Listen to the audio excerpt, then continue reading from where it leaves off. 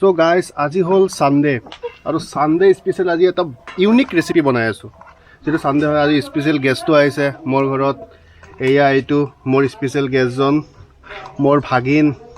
বেচাৰাই মাংস বহুত ভাল পায় কিন্তু কথাটো হ'ল কি তাৰ বেমাৰ সি কালি কৈ ৰাখিছিল যে মামা মই কিন্তু মাংস খাম সি আমাৰ ঘৰত আহিলে মাংস তাক লাগিবই সি কৈ আছিল বেচাৰা কিন্তু বেমাৰ আজি একেবাৰে দুৰ্বল হৈ বহি আছে সো কথাটো হ'ল আজি বনাম ইউনিক ৰেচিপি মটকা লৈছোঁ ইফালে মটন লৈছোঁ ইফালে মছলা পুৰা যোগাৰ কৰি লৈছোঁ মই কেতিয়াও বনাই পোৱা নাই আগতে মটন কিন্তু ফাৰ্ষ্ট টাইম ট্ৰাই কৰিম আৰু সো কয়লাও আনিছোঁ বৰ্তমান জুইটো ধৰি ৰাখিছোঁ অলপ মানে কয়লাটো গৰম হ'ব দিছোঁ ইফালে কয়লা চয়লা গোটেই আছে পুৰা আজি মানে পুৰা যোগাৰ কৰিছোঁ বস্তু সো বলক এতিয়া আৰম্ভ কৰোঁ ভিডিঅ'টো সো মটন বনাবৰ কাৰণে মই পোনপ্ৰথমে এটা মটকা লৈছোঁ ধুনীয়া চাই যাতে 1 কিলো মাংস যাতে ধুনীয়াকৈ আহি যায় তাৰপিছত তাত মই তেলেৰে মিঠাতেলেৰে ধুনীয়াকৈ সানি লৈছোঁ মটকাটো এই দেখিবলৈ পাইছে মই মটকাটো ধুনীয়াকৈ সানি লৈছোঁ প্ৰথমতে আৰু মটন আছে 1 কিলো মই 1 কিলো মটনৰ হিচাপত মই মানে মছলা পাতি যোগাৰ কৰিছোঁ এই দেখিবলৈ পাইছে নেহৰু বটি লৈছোঁ নেহৰু তাৰপিছত গৰম মছলা আছে তেজপাতা আছে জলকীয়া আছে শুকান জলকীয়া লগত আছে জিৰা প্ৰথমতে মই মেৰিনেট কৰিবৰ কাৰণে কি কৰিছোঁ পিঁয়াজবিলাক প্ৰথমতে মাংসৰ লগত মিক্স কৰি লৈছোঁ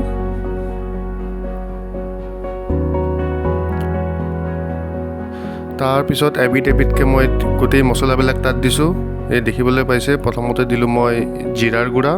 তাৰপিছত নেহৰু দিলোঁ তাৰপিছত গৰম মছলা তেজপাতা এনেকৈ গোটেইবিলাক মছলা মই প্ৰথমতে দি কিনে মেৰিনেট কৰি ল'ম নিমখত আপোনালোকে দি ল'ব যেনেকুৱা যিমানখিনি আপোনাক নিমখ লাগে লগত দিছোঁ মই ধৰি লওক জলকীয়া পাউডাৰ ধনিয়া পাউডাৰ আৰু মিঠাতেল যিহেতু মই একেবাৰে মিঠাতেল দি কিনে মেৰিনেট কৰি ল'ম এক্সট্ৰাকৈ মিঠাতেল নিলোঁ চ' মই মিঠাতেল এটা অনুমান কৰি দি দিছোঁ তাৰপিছত কি কৰিম মই এইটো ধুনীয়াকৈ সানি ল'ম যে দেখিবলৈ পাইছে মই খুব ধুনীয়াকৈ সানিব লাগিব লগভগ আপুনি 15-20 মিনিট সানিব লাগিব মই হালধিটো দিবলৈ ৰৈ গৈছিল চ' মই হালধিটো পিছত এড কৰি দিছোঁ চ' এইটো মই লগভগ 10 মিনিট 15 মিনিট মেৰিনেট কৰিম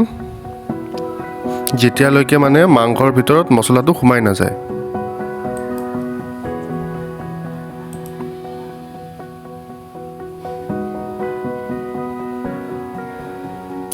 তাৰপিছত কি কৰিছোঁ গোটেই মই মটনখিনি মটকাটোত ঢালি লৈছোঁ লগত দি দিছোঁ 2 গোটা নেহৰু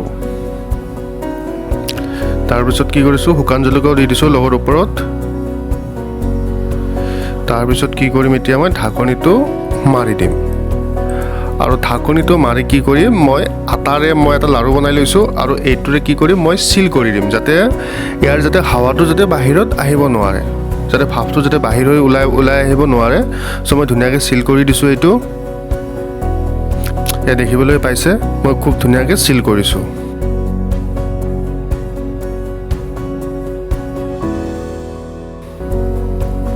যিহেতু মই কয়লা ৰেডি কৰি ৰাখিছোঁ চ' কি কৰিব লাগিব প্ৰথমতে মই কয়লাবিলাক আগতে জ্বলাব লাগিব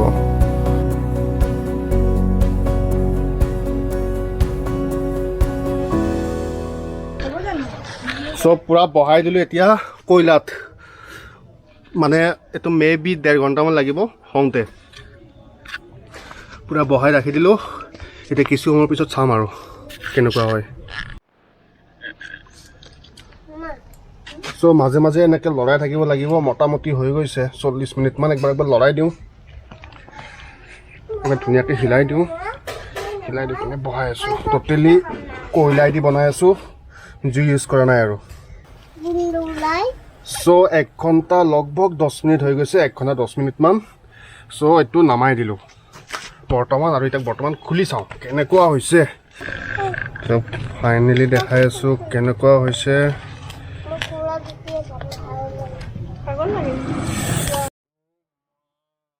কি ধুনীয়া লাগিছে কালাৰটো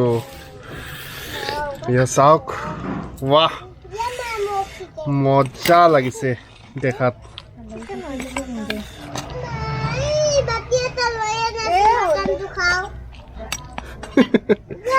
কি লাগে বাটি এটা বাটি এটা লাগে ইয়াক বাটি লগাই হ'ল নামাই দিয়াৰ লগে লগে চ' মোৰ মটনটো হৈ গৈছে ৰেডি চ' এতিয়া এক পিচ খাই চাম কেনেকুৱা হৈছে মটনটো